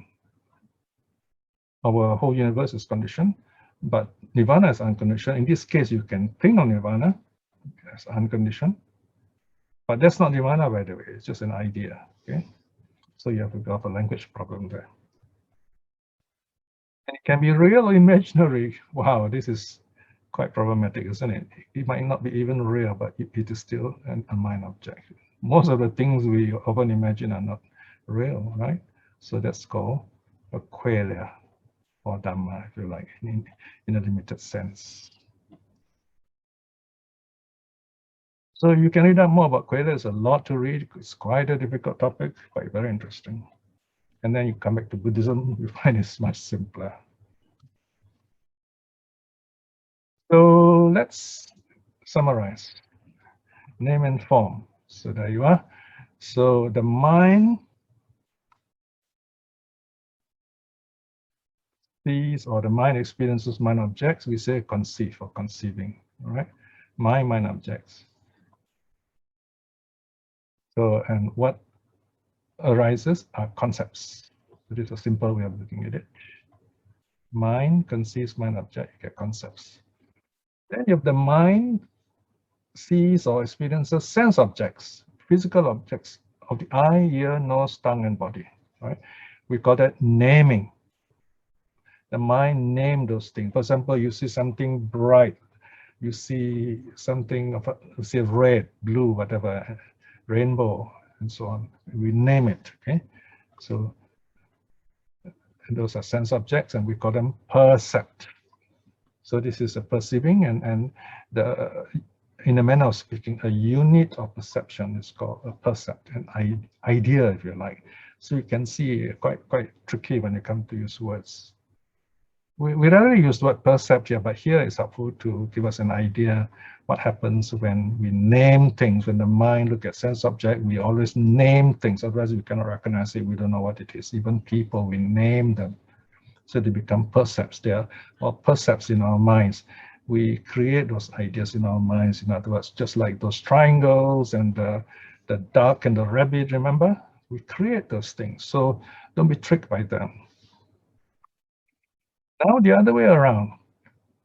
When there is a sense object outside, then we experience it, okay? This is what we should do. In meditation, that's what we do. So we sense those things. And this is a safer way of looking at it. And we call it cognition, one way of using it.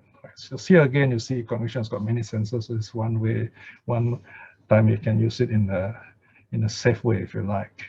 So here you are, look at this diagram. This summarizes all this difficult stuff we've been talking about. Right? When the mind sees mind's object, that's a concept. When the mind sees a sense object, that's a percept. And then when we just experience things as they come to us, we call it sensing. This is what we should be doing in meditation. All right. So this is a very sweet summary. Just look at it quickly for a while, because it's a very important way of summarizing what we've learned.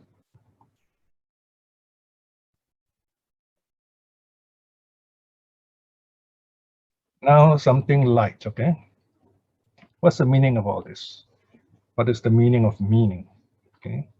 So this is where you have this English writer called Lewis Carroll.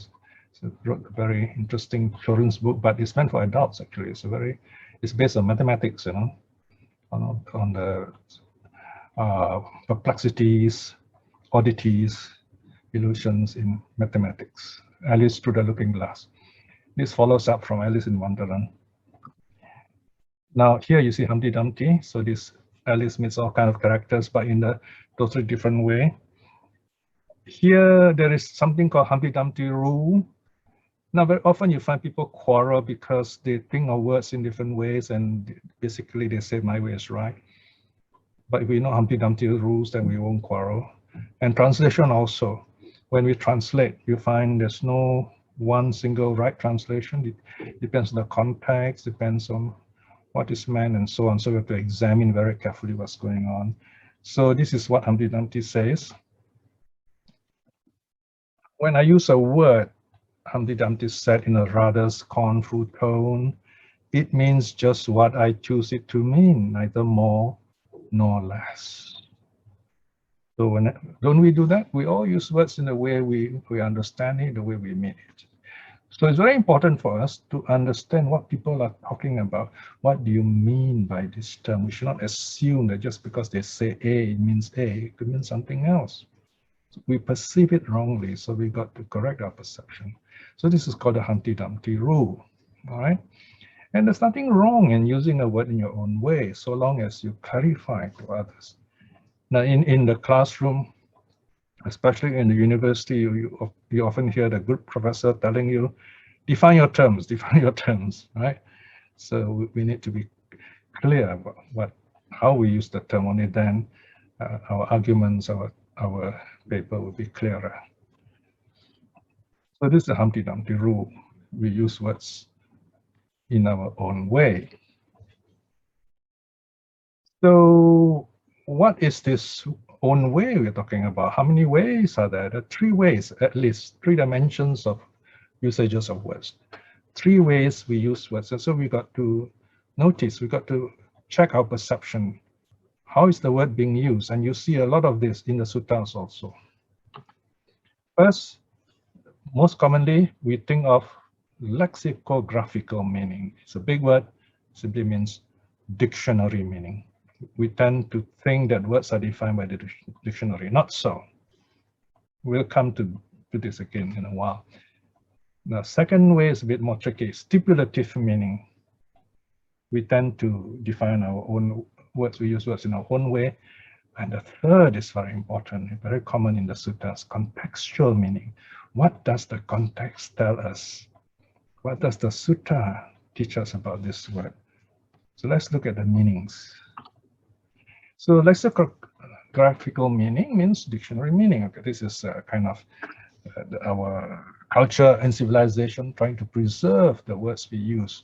But who defines dictionaries? We are the ones. You and I, as we talk, we use words. So the Oxford English Dictionary and all those big dictionaries, Merriam-Webster and so on, occasionally they'll go around and survey what are the new words people use, and then they will decide whether to add it into the dictionaries or not.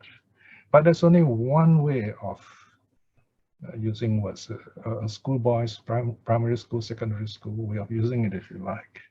But once you reach university, you start thinking on the higher level. There is what's called private or intentional meaning, especially when you're close to people, you find you talk in a different way of talking. Words have different meanings, have a deeper meaning, we say, intentional meaning. The Buddha also uses intentional language, which we'll look at in a while. And then there is contextual meaning, situational meaning, or import. Import here means the sense of it, the meaning of it. From there you get the word importance, but then importance has a different sense. So you can see when I use the word import in my translation, sometimes my proofreaders don't understand it, thought it's a wrong word. See? So situation means context. So these are three ways we use words. Dictionary style, our own private intentional style, and the situation, context.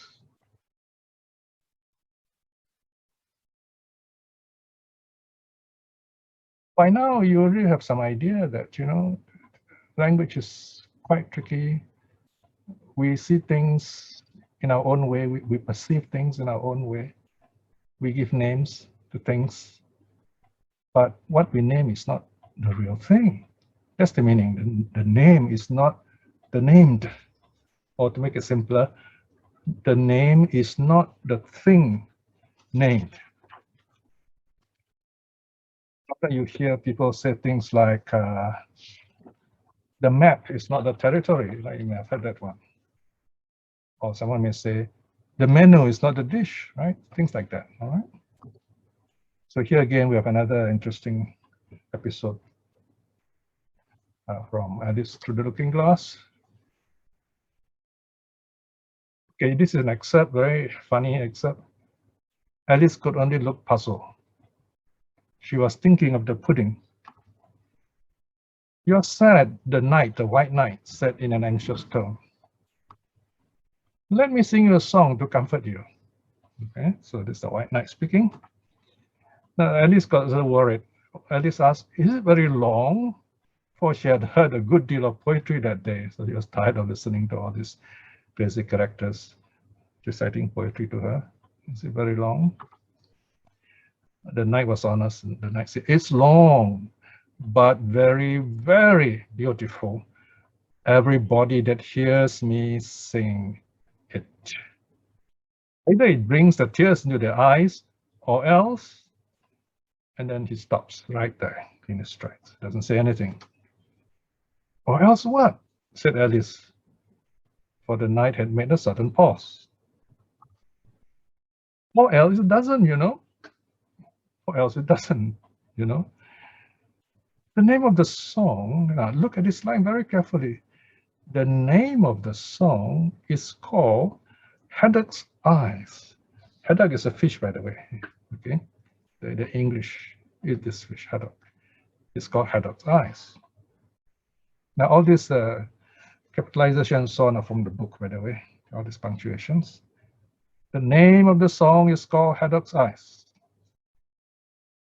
Says the white knight. Then Alice Oh, that's the name of the song, is it? Alice said, trying to feel interested. She's quite bored. She said, oh, that's the name of the song, is it?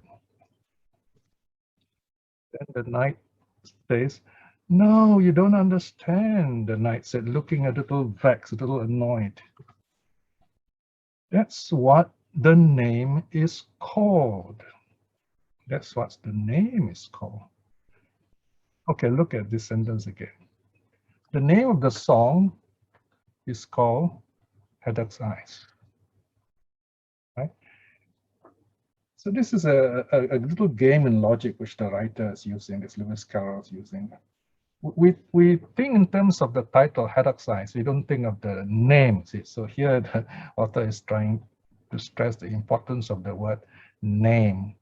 Very often we name something, but the name is not the thing, right? I mean, I may have a name. I may, choose other names, right? I call myself Pierre, but sometimes people online say Pita, Pita means father, actually. So it's just a name, right? It's not me. Right?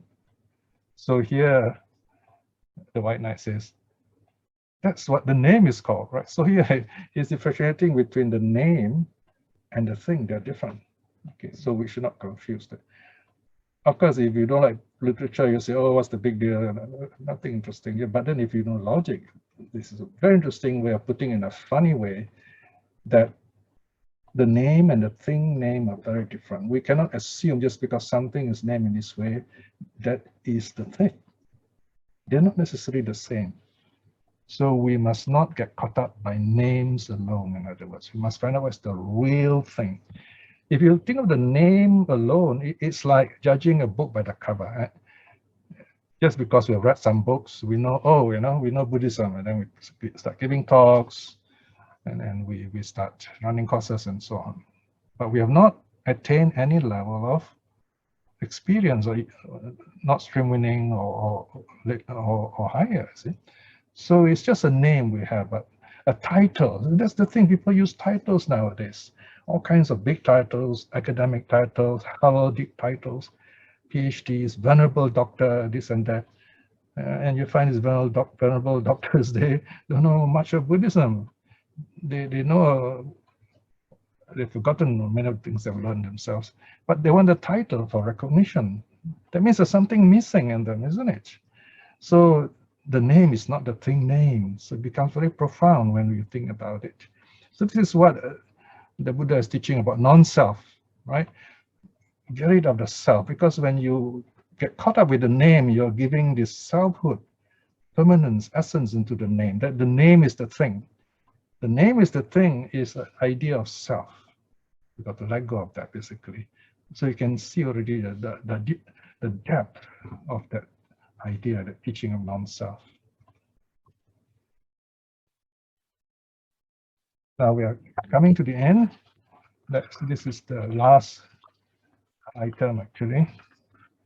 So here, I'll give you an example of what's called intentional language, which the Buddha himself uses from Dhammapada 294. This very dramatic language. Mata pitarang hantva. Having killed mother and father. Can you imagine that this is what the Buddha said? Rajano dvecha katiye, and two kings. Okay, having killed mother and father and two kings. Having slaughtered Ratang Sanucharang hantva, a realm together with its governor or tax collector. It's all about killing here. Killing mother and father and then two kings, and then kill a whole country with a governor or tax collector. Amigo yati brahmano, the Brahmin wanders unscathed. Wow, is the Buddha saying this? Is this right? Now you apply the name is not the thing name. In other words, the words are not what they seem to say. So this is not dictionary meaning. You can't use dictionary meaning here. You can't use stipulated or stipulative meaning here either. You got to use contextual meaning. But here this is called intentional meaning. So here you're intentional in the sense of context also. Intentional here means the Buddha has and intention in using these words. So you look up the commentaries, the meaning. So this to test whether you know Dhamma or not. So the mother here means craving, which gives birth to beings in the three planes of existence. This world, formless world. So it's called mother. So we have to kill mother, get rid of craving. Kill father. The father here is the conceit I am. The father is always proud. You know, so you must wear my shoes before you get your inheritance, things like that. So father here represents the conceit I am, which gives the egoist value to identity, the self-idea. The two kings are the two extreme views which divides the world. Eternalism, God idea of eternal life, and the annihilationism, that is the materialist idea that the seven soul, body and soul are the same, body dies, soul also dies. So these are two views which divide the world. The views are our kings. The realm or country here refers to the six senses, our universe, our world, the six senses, beginning with eye and form, ear and sound and so on. So there are six pairs. No? Governor or tax collector refers to our will and desire or lust for all these things. And then finally, the Brahman here, he kills all this, destroys all this, he goes free. So here the Brahmin is the Arhat. He has overcome craving, the conceit I am, overcome extreme views, master his senses, normal, subject to desire, he's free. So this is called intentional language, which cuts through perception. So there you are. This is your special way treat, no? with this Dhamma talk, which is, I know it's quite deep, but I find it so interesting and I enjoy telling it to you. Okay, so discussion time now. Okay, thank you very much, Pia. Can you stop sharing the screen so that we see everybody? Oh, okay. Stop sharing. Yes. Is it okay now? Yes, thank you. Okay, we have one question in the chat box. We see the statement is a very long one. Oh dear, please don't give long statements. Just a short statement will From do. LCU, I learned that the five aggregates in the order of contact through the five senses that will provide feeling and by which it will give us perception and then create volition and resulting in consciousness. This consciousness then causes us to be in samsara. Is the above learning correct and in line with what we are learning now? No, just read on, please. That's all. Oh, that's all. So he's asking, is the above learning correct and in line with what we are learning now? Okay, where the five aggregates are concerned, remember that they are all going on at the same time. It's just like the atoms, you know, they're going on all the time, but then you have the atomic diagram, which kind of frees everything. So in a sense, manner of speaking, everything works on the stage of consciousness. When the body is conscious, that is what we're talking about, the conscious eye, conscious ear, conscious nose, the conscious body, in other words. And then the perception is something, is a past consciousness, we bring it back and then we look at the present, all right? And then we like it, we don't like it, and so on, that's feeling. And when we take this seriously, we get angry and so on, emotion comes in and karma is created. So that's the way to think of the five aggregates, all right? So I mentioned this in my earlier talk also. Okay, all right. Question, please. Next question, anyone? Okay, there's one question, Jorge. He says that he's got two questions. Head is Vedana or Sankara, and colors like yellow are perceived. Yes. Yes. Okay, this is one of those really tricky questions about emotions and so on. In modern psychology, they're still discussing, debating what are really emotions. You've got feelings, you've got emotions. But if you look at the formula of the 5 aggregates, they all have their proper places. There are feelings, and feelings are not emotions. They're very different. Feelings are, in a sense, inside us, directed to ourselves. Emotions, notice the word emotion, motion. Okay, E is X in Latin, meaning out. It moves out of us. In other words, emotions are always directed to others. Anger, joy, hatred, right? So those are, and emotions also have got karmic consequences, right? Same thing with feelings. When feelings are tainted with emotion, greed, hate, delusion, then they become karma.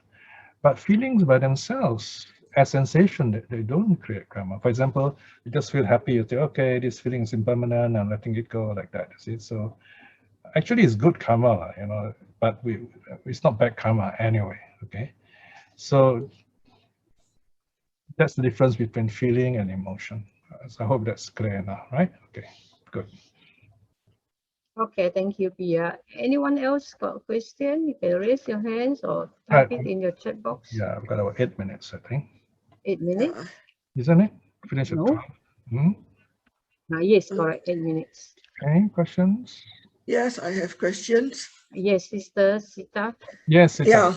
Yeah, that is okay. It's very interesting, the lecture today, and then I'm doing this Satipatthana meditation. Then I'm start recalling what's happening during my perception before. So I have some question. Like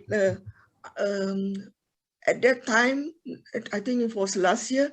The mind for me, as a recognizing faculty, when I was feeling this sensation, and I feel it's like a network in the body, and then suddenly it's off. It was there very short time and it's away. So I was, feeling, is it?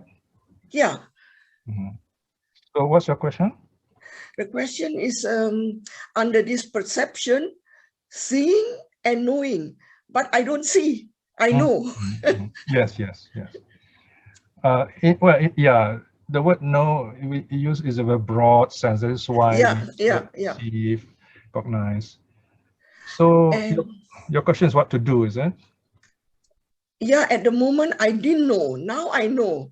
Like you can only sense, but you don't know. That's called review. We review. Yeah, that's how wisdom grows. You review what you experience. You should not be knowing things as you meditate. Then you're not meditating. Okay. For example, if you meditate and you ask, "Am I meditating?" Answer is no. Definitely not.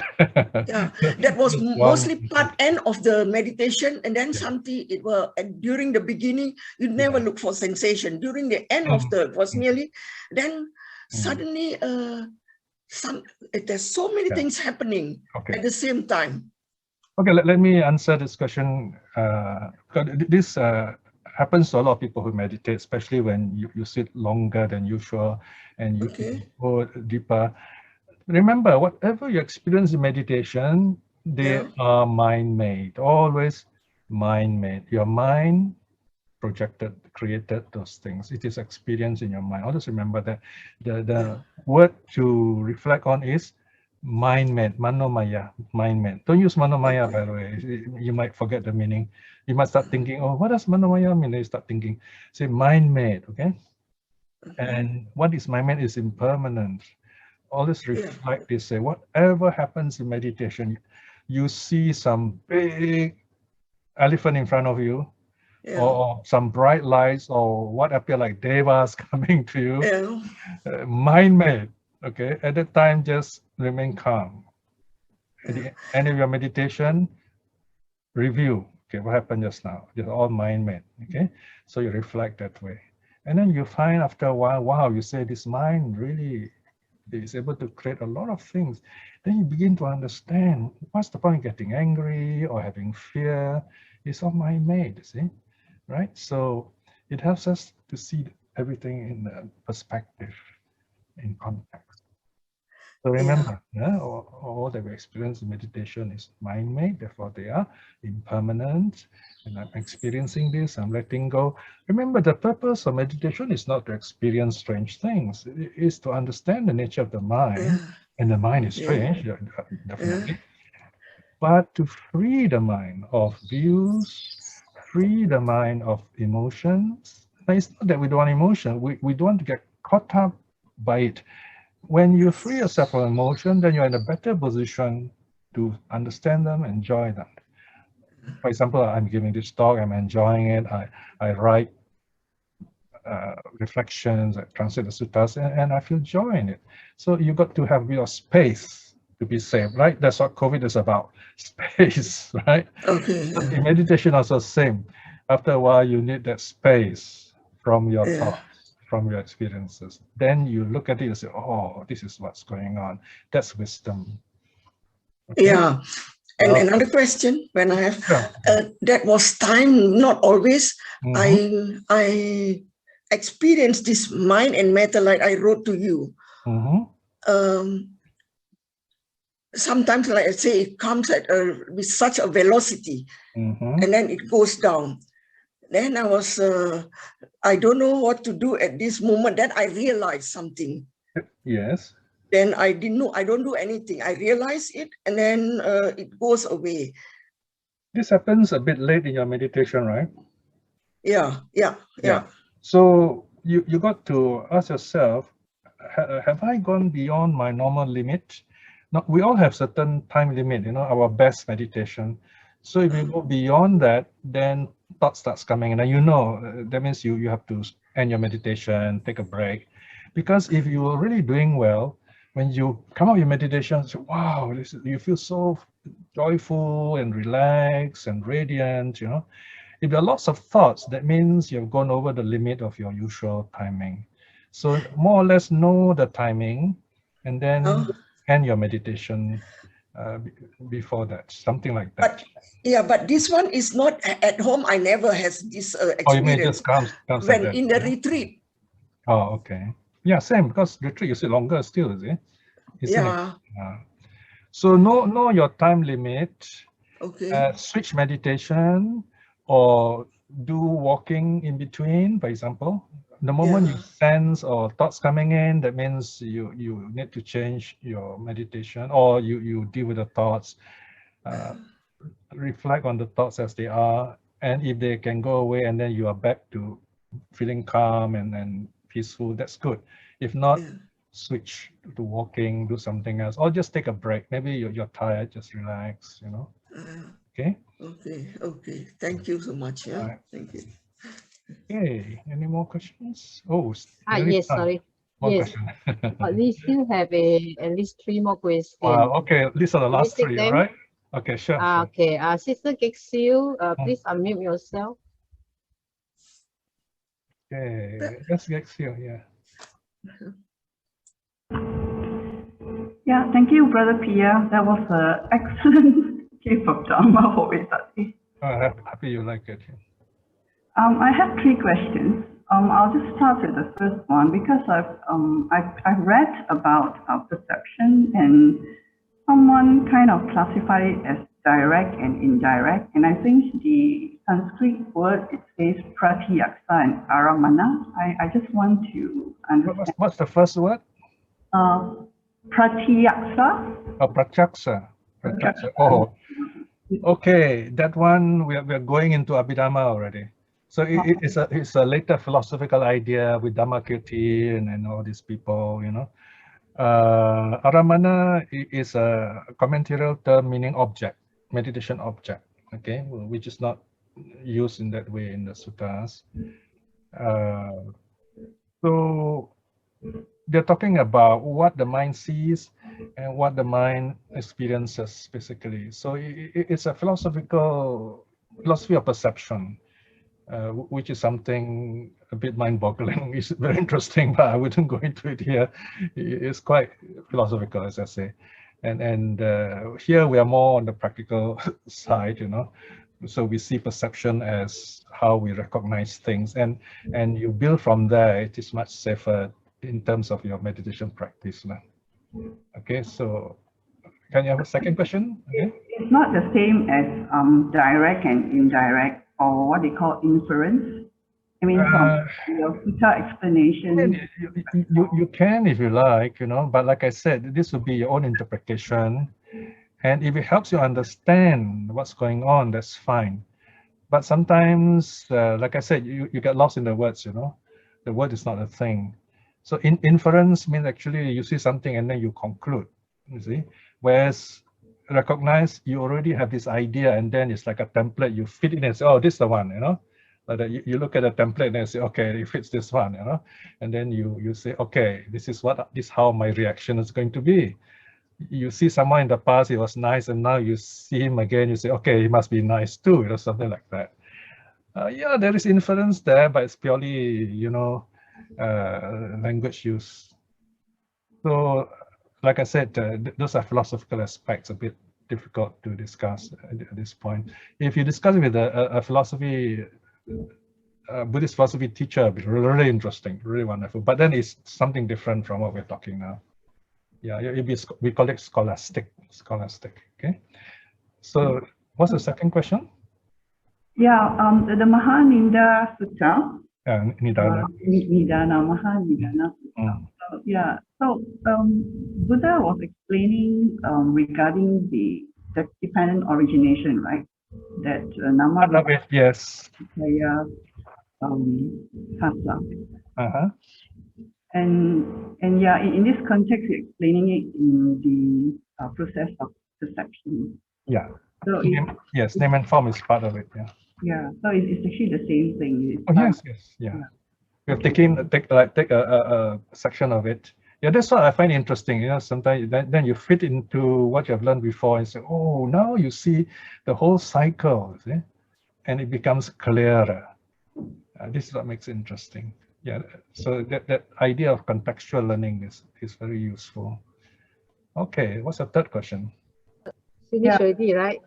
I've also come across this non-conceptual awareness frequently mentioned. So I guess I can understand it from your sharing on the third one where you have sensing, and that's the basis of Bahiya Sutta, because it's one of my favorite sutta. Yeah, Bahiya Sutta is very beautiful. Okay. Okay, thank you. We still have 2 more questions in the chat box. Okay, people don't mind. We just take a bit of Vesak time off. Okay, yeah, go on, finish off. Okay, I will read the question to you. I'll try to make it short.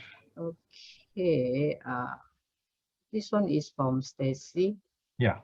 Does it mean that enlightened being will not be affected by those psychological tests mentioned earlier? I really don't know because I'm not enlightened. I would say their mind will be sharper, and from what I understand from the suttas, they'll be able to tell you, maybe they might give you a better talk than I can because they know what's going on, and their minds are sharper. That's my guess. Okay, don't take that as the final truth. So I would say that they're wiser, so they're able to perceive things better. So in that sense, I would agree with you. Yeah. What's the other one? Another one is from LCO. He asks, why is there monkey mind in our thoughts and how to work with it, prevent it or eradicate it? Okay. A monkey mind is not contact from the 5 aggregates that are derived from the 5 senses. How then, with today's learning and understanding, we can remain calm, focused in our Buddhist practice? I'm happy I gave this talk, so I can use it again. Remember, the name is not the thing named, right? So monkey mind is not monkey mind because someone used this word, so we all start using it in the way that we imagine it should be. In the Samyutta Nikaya, the Buddha says that the mind is like a monkey. So I'm going back to the sutta, okay? The mind is like a monkey. And what does it mean? You see, when a monkey has to go from tree to tree, swings, and it holds one branch with one long arm, and then it swings, and then it lets go of that arm, and then you use the other hand and catch another branch. So you must always hold on to one branch. It goes from tree to tree. That is one meaning, see, monkey mind. In other words, the mind always has a thought. The mind is always caught in a thought, the mind grasping the branch. So that's one meaning. So the mind is grasping the thought, examine the thought, let it go. The mind, the hand also lets go of the thought. We also have to let go of the thought. The principle is very simple. You breathe in, you must breathe out. Thoughts come in, let it go. Whatever comes, let it go. That is the most basic principle of renunciation. Let it come, let it go. Then you'll be happy. You don't learn sutta also, it's okay, but you practice this. I mean, I'm just saying this for today, okay? If you don't learn sutta at all, of course, it's going to be difficult. But if you attend here and I say this, you listen to me, it's okay. Contextual, okay? Contextual. I'm saying it contextually. I'm not saying you should not learn sutta. I'm saying if you are meditating, you don't learn sutta. That's different, I think. So you have to find out what is the real background of the saying. Yes, there's one more meaning, if you like. Monkey mind is, oh, this monkey is jumping all over the place, you know. And that happens quite often in meditation. So we learn to calm the mind through meditation. There's so many methods. I've got to learn those methods of overcoming thoughts. For example, a simple way is thinking, label it, so that our mind don't follow it, don't add on to it. We just say, that's all it is, thinking, let it go. Then we continue with our meditation. Okay, I've taken about 7 minutes of time, so let's end now for today, all right? I hope you find the talk interesting, and you may have to review the recording if you like, and then look at the notes again, okay? Okay, so we end here right now? Yes, we'll end here. All right, so remember today is Sunday, Wednesday is Vesak already. So today is our Vesak mind, Vesak heart, if you like, right? We gathered here together to remember we are here because of this really wonderful person called the Buddha, who arose in the world, a human being who through his own effort discovered awakening. And through his genius, he has got his teachings, his awakenings, his experiences preserved for us right down to our time. This is called the Dhamma. And there are also people, monastic as well as lay people, who practice his teachings, and they become noble, they become awakened. And we can be like that too. So don't be discouraged by what you see, which are wrong and worldly in the name of religion. There's so much of it. But your own practice is possible when you look at the suttas and remember the Buddha. I like to always see the Buddha in my mind, sitting alone, radiant under the Bodhi tree, like on Vesak Day. So in our doing right, in our doing goodness, very often we are alone. And this being alone is different from being lonely. So picture this Buddha sitting under the Bodhi tree alone, radiant, the source of wisdom and knowledge and peace in this world. That's my Vesak message to you. Reflect on that. Be that Buddha sitting under the tree, the Buddha mind. Be at peace with yourself. Wherever you sit, that's the tree, that's the Bodhi tree. If you practice the Dhamma according to the suttas, then your understanding of the sutta also will grow. So be grateful to the teachers who have taught you the good things. Most importantly, the Buddha is our common teacher. And in the gratitude, we should share this joy, this learning and wisdom with others as much as possible, according to our abilities. And also, this is a time to wish yourself good health, happiness, clear mind. Use your mind so that you don't lose it. Use it or lose it. Send your kind thoughts to your loved ones, especially when those who are still alive, those who have passed away. Send your loving kindness to them too. Wish them well and happy wherever they are. With that, we close this session, and by bowing down to the three jewels. Arahang Samma Sambuddho Bhagava Buddhang Bhagavantang Abhivademi. Bow down. Bhagavato Bhagavata Dhammo Dhammang Namasami. Bow down. Patipanno Bhagavato Savaka Sangho Sanghang Namami Padam. So very happy Vesak to everyone. Sadhu, Sadhu, sadhu, sadhu. Thank you, Brother Pierre. Thank you for joining us. See you again. Happy Visakh. Happy Vesak to Yes, Brother yes, Pierre yes. and everyone. Thank Happy you. Visa to Brother Pia, Happy- Sister Rana, and Yes, everyone. Happy Vesak. Thank you. Sadhu, Sister sadhu, Ratna. sadhu. Sadhu, sadhu. Very good. Everybody, thank you. Thank you. Thank you, Sadhu, teacher. sadhu, sadhu. Right. Thank you so much. Yes. Thank you, Brother Pia. Thank you, Sister Thank Thank you Ratna. so much. Sadhu, Thank sadhu. you all so much. Thank you. Thank so you. much. Yeah. You're welcome. Thank you, Brother Nice Pia, training you Sister all. Ratna, and Sadhu. everyone. Happy Vesak. Yes, Happy agree. Vesak, Thank you. everyone, too. Thank Happy you. Vesak. Thank you, Sister Thank you. Ratna. Thank and you. Brother Pia. Happy Bye-bye. Vesak too. Yes, Bye-bye. happy Vesak. Happy Vesak. Blessed Vesak to everyone. Bye-bye. Okay, bye-bye. Bye-bye. Bye. Bye-bye. Bye. A great Sunday today. Yes, you Yeah. too. You too. Yes. Thank you. Thank you. Bye-bye. Bye-bye. Bye. Bye-bye.